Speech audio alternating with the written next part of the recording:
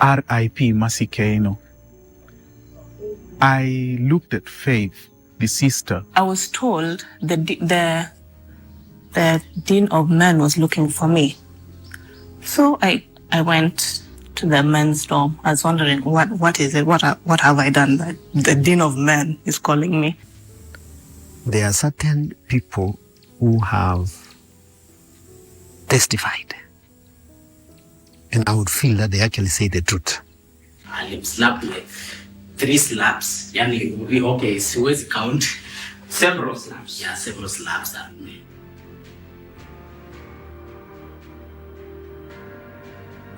Mercy Keino was a bright university student with a promising future until one night out turned into a national nightmare.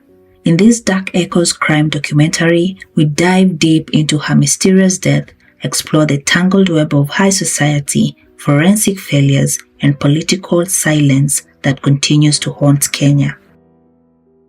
Mercy Keino was born on October 27, 1985. The firstborn of 3 children in a middle-class Christian family from Nandi County. Her parents, Christine and Joseph Keino, raised her with strong values and an emphasis on education. Though her early childhood was rooted in Nairobi, the family later moved to Kamagambo, where Mercy immersed herself in the rich cultural traditions of rural Kenya. It was there that her educational journey began. She started primary school locally before transitioning to a boarding school in Kisii County, where her academic brilliance shone early on.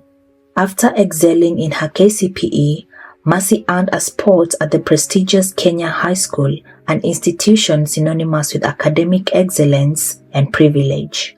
True to form, she soared through her KCSE exams and proceeded to the University of Eastern Africa, Baraton in Eldoret, where she pursued a bachelor degree in education. Never one to rest, she later enrolled at the University of Nairobi, where she took on a second degree, this time in communication studies at the School of Journalism. Mercy's trajectory was clear. She was destined for greatness. Those who knew Mercy remembered her as a warm, vivacious, and principled. On campus, she quickly gained a reputation as a friendly, socially young woman. Classmates recall that Mercy was almost always smiling. One noted, when she was not with her family, she would be with her boyfriend, reflecting her devoted nature. Mercy's father said she was a bright and gentle child, devoted to her church and studies, and excitedly chatting about wedding plans and final projects in her final months. In short, Mercy was known for her kindness, her dedication to both family and faith, and the lively spark she brought to every room. How Ronnie and Mercy met remains a mystery, but what's certain is how quickly and how deeply they fell for each other. Ronald Kemboi, known to mostly simply as Ronnie, was a quiet, grounded man working at the Kenya Revenue Authority. She was fire, ambitious, bright, full of light, and somehow, between the madness of city life and the stillness of love, they found each other. In March of 2010, Ronnie proposed, and Mercy accepted. They weren't just planning a wedding, they were planning a future, a modest life, built on dreams and family. 2 kids, a home filled with laughter, a partnership that felt bulletproof. By April 2011, the plans had taken root. Dowry negotiations were underway between Mercy's family and Ronnie's family. The ceremony was set, a wedding, etched in anticipation, marked for December 2011. She was to celebrate her graduation and wedding on the same month. June 2011, Mercy Keino gets that one call that flips her whole night. It's around 6:30 p.m. when Jackie, a friend tied to her aunt, Scholastica Namwaika member, reaches out with an invite to the Hush Hush elite-only party. Not a club, not a campus gig. This was the kind of gathering you only get into through whispers and knowing the right people. It was going down at a luxury apartment along Church Road in Westlands, hosted by a guy named Maurice Mihango, someone who clearly rolled with the high and mighty. Scholastica, Mercy's aunt, had also been invited. That's how Mercy got in, on borrowed access. The two ladies got ready and linked up at 7 p.m. at a petrol station in Parklands. That's where they met Jackie in person, alongside two guys who, for some reason, started jotting down names and numbers. Scholastica would later say the men claimed it was for security clearance before they would be allowed into the building. Already, that sets a weird tone. Who takes your info to attend a party? They jumped into a taxi, and by 7:48 p.m., they pulled up in the Wasini luxury apartment along Church Road in Westlands. CCTV shows them entering. The scene inside, bougie, tidy, exclusive. There were around 19 people total, mostly women. Only 4 men. The ratio was loud without saying a word. Mercy, not much of a drinker and also lightheaded, caved into the moment. Maybe it was the vibe, maybe the pressure, but against her unusual judgment, she took wine, then whiskey cocktails. She was trying to be present, trying to match the energy. Around 9:30 p.m., she texted her fiancé, Ronnie, "I'll be leaving shortly." That text would be the last thing anyone ever heard from her. But here's where the plot thickens again. At that same time, around 9 p.m., former Kiambu MP William Kabogo shows up. He said he was just dropping in to meet a friend, the host, Maurice. But Scholastica would later recall how Kabogo didn't come in empty-handed. He came with people. He provided them with bottles of whiskey, told them all to enjoy themselves because it's a Friday. The way power enters a room, it doesn't knock, it just owns space. As the night creeps into early morning, guests start to drift off. By 3 a.m., most had left. The only ones still hanging were Mercy, her aunt Scholastica, and Jackie, the very woman who brought them there in the first place.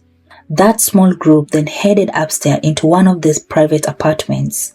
That moment is caught on CCTV, but from there, the footage fades, the truth blurs, and the silence gets louder. Some blamed Mercy's drunken states, but those who knew how these parties worked suspected something deeper. Maybe Mercy had sensed it too. Maybe the whispers about quiet deals between Jackie, Scholastica, and Kabogo weren't just smoke. Maybe she was the only one unwilling to play along. About 19 minutes after she was left alone, abandoned at the table where she had been seated with security details, Mercy stood up and made her way to the bar. It was around 1:42 a.m. There, she joined a new table with 3 men. One of them caught her attention. She leaned in, talked, flirted. A glimmer of her old self returning, or a desperate attempt to reclaim her agency. Whatever the motive, the guy she was talking to tried persuading her to stay, just like others had coerced her into this night to begin with. Minutes later, at 1:52 p.m., Mercy left the bar area with the same man. The CCTV footage shows her vanishing into the unknown. But then, chaos comes right back. 15 minutes later, Mercy storms back in, angry, loud, confrontational. She makes a beeline to the same man she just left with and starts shouting at him. One of the bar staff, a bedroom assistant, witnessed the scene. He says she was causing a stir, demanding answers, making noise that no one wanted to deal with. When someone asked her to calm down, she snapped, knocked over a chair. People around her, they laughed, as if pain was entertainment. That was it. Security decided they'd had enough. Around 2 a.m., she was dragged out of the bar area, escorted by Kabogo's bodyguard and one of the staff. She wasn't taken home. She wasn't offered safety. Instead, she was brought right back to the apartment where Scholastica and Jackie were staying, the same apartment where Kabogo was reportedly present. One of them went to inform them that Mercy was getting out of hand. CCTV captured Scholastica rushing down the stairs at 2:28 a.m. By 2:30, she and another man were seen dragging Mercy, drunk, disoriented and vulnerable, back into the apartment. Then the screams began. A neighbor, Charles Masharia, later told investigators that he heard loud shouting and commotion coming from the apartment. Not just words, but violence, slaps, screams, cries for help. He wasn't the only one who heard. Several bodyguards and staff at the complex rushed to see what was going on. The apartment's quiet luxury had cracked open, revealing something brutal inside. According to Charles, what they found was devastating. Mercy was on the floor, crying, bleeding. Kabogo, angry, towering, was standing over her, slapping her, kicking her, shouting, "Who brought you to this party?" He was furious, unhinged, and no one stopped him. The woman, Jackie, Scholastica, stood by, silent, frozen, or indifferent. Charles said he begged Kabogo to stop, but by then, Mercy's lip was already split. Her clothes were stained with blood. When asked what had happened, the same odd lie came out. She hit herself on the wall. A weak excuse, repeated like it could erase the violence she'd had. Mercy wanted out. At some point during the chaos, after the confrontation, the beatdown, and the humiliation, she asked her aunt Scholastica to help her leave. She even begged her to call her fiancé, Ronnie, to come pick her up, but the aunt refused. She claimed Mercy would calm down, that she was being dramatic, and to let her go. Corporal Emmanuel Magali, the bodyguard who later testified that after the confrontation, Mercy took off, running towards the Waiyaki Way highway in a panic. Scholastica, her aunt and the only one who seemed concerned, says she pleaded with Kabogo's bodyguard to help her bring her back. They agreed, reluctantly, and followed her down the road. Out on Waiyaki Way, a man named Michael Njega was driving home from the club with his nephew and girlfriend. As they neared the scene, a woman in dark spaghetti top, black pants ran into the road waving them down. Michael claims he didn't stop. He was scared. Something didn't feel right. Moments later, according to Corporal Emmanuel's version, Kabogo's bodyguard allegedly found Mercy standing in the middle of the road. They dragged her back to the Wasini luxury apartment, but when they got there, security refused to let Mercy back in. Scholastica claimed she tried to calm her down, even urged her to call her fiancé, Ronnie, to come pick her up, but Mercy refused. She shoved Scholastica aside and ran off again into the night. That, Scholastica says, was the last time anyone at the party saw her alive. When she returned to the apartment, Scholastica begged Kabogo to let the bodyguard help her search for Mercy. He refused, said he was fed up with her behavior. Roughly an hour passed. The party died down. Kabogo offered Scholastica a ride back to the hostel at around 3:30 a.m. She arrived at the University of Nairobi residence. It was there that she finally called Ronnie. Her voice reportedly shook. She told him Mercy had been violent, slapped by Kabogo, and that had fled the party into the night. Ronnie promised to check on her if she wasn't back by sunrise, and just like that, Mercy vanished back into the night. Some say she returned to the party, others say she was turned away. Either way, what's clear is this: Mercy tried seeking help. She even approached one of Kabogo's bodyguard, Corporal Emmanuel Magalu, asking him to take her somewhere safe. Instead, he dropped her off at University Hostel, alone, sometime around 3:30 a.m. At least, that's the version he gave the police later. He said she had taken off again after being slapped by Kabogo and didn't want to stay. At this point, Ronnie, her fiancé, was already worried. The sun was rising, and Mercy hadn't made it back to her hostel. Coincidentally, in another part of the town, Luciana Muriuki got a call from her friend who was lodging at Jacaranda. The news was vague, but it made her moving. Luciana got into her car, drove to meet her friend at the hotel. While driving towards Jacaranda, she spotted something strange. A black Mercedes-Benz, parked on the side of the road, with hazard lights flashing, number plate KBM 400H. As she slowed near the car, something caught her eyes. A human leg sticking out from the underneath. A chill ran through her. She hadn't seen the car hit anyone, but something wasn't right. She quietly noted the number plate and went straight to the nearest police station to report it. The first responder to the scene was a police officer named Thomas Obongi. At around 4:15 a.m., he got the radio call. Dead body found along Waiyaki Way near Church Road. When Officer Thomas arrived, he was immediately skeptical. There was minimal blood on the scene, way too clean for a hit and run, no signs of impact, no shattered bones, no broken glass, no Mercy's shoe, no ID, and more importantly, no trace of where the rest of the body had been before. Something didn't sit right. Nothing was adding up. He also noted that the upper part of Mercy's skull was missing, and despite the surveillance of the crime scene and its surrounding, he was unable to locate it. He suspected she hadn't died there. He believed her body had been dumped post-mortem. Thomas relayed his suspicion to his superiors, and Mercy's body was transferred to the city mortuary. Meanwhile, Ronnie and Scholastica had gone looking for her. They went from hostel to luxury apartments to gas stations and eventually to the morgue.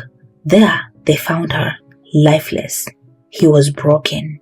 News of Mercy's death shattered her family and sent shockwaves through the country. The whispers began instantly. How could a bright, ambitious university student end up dead in the middle of a major highway after attending a party with some of Kenya's most connected elites? The investigation began. A forensic autopsy was conducted by government pathologist Dr. Johansen Oduor. His findings were troubling. Mercy's body had multiple fractures. Her blood alcohol level was through the roof, equivalent to 8 bottles of beer and at least 18 shots of whiskey. She had suffered major blood loss. More disturbing still, blood was later found on the luxury apartment, but that crime scene was never properly preserved. The post-mortem couldn't confirm if she had died from a hit and run or if she had been murdered elsewhere and her body strategically dumped to mislead investigators. They could not identify the actual cause of death on Mercy. Unfortunately, the pathologist didn't visit the purported crime scene in Waiyaki Way and the Wasini apartment where the altercation happened. Under growing pressure, the police questioned party attendees. On June 26, 2011 at around 12:45 p.m., Kabogo, along with his bodyguard, was summoned to Parklands police station. He admitted that Mercy had gotten drunk and unruly. He even confessed to a physical altercation but denied any involvement in her death. The black Mercedes-Benz KBM 400H, the same one spotted near Mercy's lifeless body, became the next center of gravity in the case. Its owner, a man nicknamed General Defau, real name Wycliffe Okello Lugwiri, a guy with a sketchy past and a history that clings like a bad smell. On Monday, 27th June 2011, 9 days after Mercy was found dead, General walked into the police station and turned himself in at Parklands police station. He denied hitting Mercy or dumping her there. According to him, on the morning Mercy died, he claimed that what the woman saw was him swerving to avoid hitting what he presumed was a body after he saw it on the road as he was coming from Kangemi headed to Nyayo Stadium. But let's be clear, he didn't confess to anything. Instead, he claimed innocence. He also claimed to have called the police station, but the calls went unanswered. That's his version. He said he even gave the police the numbers of people he'd been with that night to verify his story. But whether those alibis were even truly checked remains a mystery buried in red tape. The investigators inspected his car and interestingly found no blood on it, no physical evidence linking him to Mercy's death. But that raises a chilling possibility. Did he clean the car? Was that 9-day delay just enough time to wipe away the truth? Let's not forget, this wasn't his first dance with the law. General had previously served a 3-year sentence between 2003 and 2006 for fraud and impersonation. He knew the system. He knew its cracks. If he was involved, he also knew how to cover his tracks. And maybe, just maybe, that's exactly what he did. On that same Monday, the day General turned himself in, Mercy was laid to rest at her family home in Keben, Soisot. Her funeral was a storm of grief and rage. Family, friends, classmates, all demanding one thing: justice. The investigations, if we can even call them that, were a mess. The lead investigator, Japhet Maingi, didn't even visit the scene where Mercy's body had been found until 11 days later, on June 29th. By then, any evidence that might have been there was long gone, washed away by time, by cars, by Nairobi rain. The scene was contaminated, no forensic value left, and it doesn't stop there. Jared admitted he never watched the CCTV footage from the luxury apartment, the same footage that had captured the kills, the violence, and Mercy being dragged back into that building, bruised and crying. Why? Because the management of the apartment had transferred the footage the very next day, just like that. A key piece of evidence gone. At that point, the case was spiraling. The dots weren't connecting, not because they couldn't, but because someone, somewhere. So the director of public prosecution stepped in. DPP at the time, Keriako Tobiko, wrote a letter to the Provincial Criminal Investigation Department boss, Peter Mwinde, on 30th November 2011. Given how suspicious Mercy's death was, the DPP ordered an inquest. On September 5, 2012, over a year later, the inquest officially opened at the Milimani Law Court before the principal magistrates. The goal was clear: to determine what really happened to Mercy Keino that night and if anyone should be held criminally responsible. 47 witnesses were lined up, from pathologists to bodyguards, friends to partygoers. And here's where things start to truly stink. One senior police officer, Superintendent John Otieno, told the court what many already suspected. This wasn't a regular party. From what he gathered, this was more of an escort party, an exclusive gathering where powerful men handpicked young women for entertainment. And maybe more. Mercy wasn't just at the wrong place at the wrong time. She was caught in the middle of something darker, something dirtier. She was among predators, and she was punished for refusing to play along. At the inquest, Senior Superintendent John Otieno revealed something many had whispered but no one had confirmed. Jackie, the woman who had invited Mercy to the party through Scholastica, had also advertised the party online, calling on young women to attend. That one detail flipped the narrative on its head, because suddenly, the party wasn't just an exclusive gathering, it was an operation, a pipeline, and the ratio, the number of women to men, overwhelmingly skewed. The inquest couldn't tie Mercy Keino's death to a specific person or group, and so the official line held steady. Mercy had been heavily intoxicated, possibly became unruly and wandered off, only to be killed by a hit and run on Waiyaki Way. But that theory doesn't survive the evidence, does it? She was left alone at some point, with bodyguards, yes, but still vulnerable. Later, she was seen going to a private apartment with Kabogo, Jackie, and Scholastica. And what happened inside that apartment has never been fully explained. The only thing we know, Mercy came out bruised, bleeding, and limping. Multiple witnesses testified that Kabogo slapped and beat Mercy. Others confirmed she was bleeding and in visible pain, yet no one stopped him. No one helped her. The bodyguards didn't chase after her when she fled. Neither did Scholastica. How could a drunk, disoriented woman outrun sober men trained to protect? That part never made sense, and it will never make sense. Police Officer Thomas Obongi, the first responder to the scene where Mercy's body was found, stood by his claim. The site did not look like a typical road accident. There was very little blood, no broken body parts, no drag marks, nothing to show she had been run over multiple times like some had suggested. In fact, her shoes and personal belongings were missing. It looked too clean, too staged. Thomas believed it from the beginning.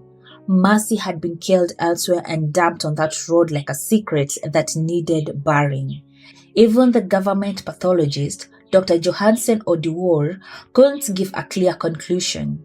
The body showed blunt force trauma, yes, but without examining the original scene in time, even he couldn't say if she died from a car impact or brutal beating before being thrown into the highway. During the inquest, Kabogo tried to downplay his role, telling the court he hadn't even come to the party to have fun, but to meet a friend. That, too, was false. CCTV and witnesses placed him drinking, laughing, and fully involved in the night's events. He also denied ever laying a hand on Mercy, claiming the allegations were meant to tarnish his name, but multiple witnesses disagreed and said they saw him assault her. The CCTV footage, it's a letdown. The CID officer Edward Kiptum presented it in court, but only 2 out of 6 surveillance cameras were included, and even those didn't show the entire night. Crucial moments were missing, key angles blacked out. The footage didn't cover the aftermath, didn't show what happened when Mercy left, or how she was hurt. The magistrate Peter Ndwiga, sensing something was off, ordered the missing footage to be recovered and added to the evidence.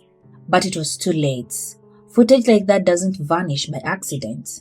And in the end, on Friday, October 2016, Principal Magistrate Peter Ndwiga was transferred before concluding the inquest. His final ruling, there was no evidence linking Mercy Keino's death to any of the individuals mentioned, including Honorable William Kabogo. He concluded that the cause of death was a fatal hit-and-run accident, despite the contradictions, despite the testimonies, despite the unanswered questions. And just like that, the case was closed. No justice, no arrest, no accountability. Mercy Keino's story ends where many do in the country, with silence, with power shielding the guilty, and a young woman's name whispered not to how she lived, but how she was failed. But the theories persist because nobody knows the truth, and maybe that somebody is still out there. Maybe Mercy Keino was the victim of rogue motorists, some say a hit and run, swift and silent. But if that's true, why was the scene so clean?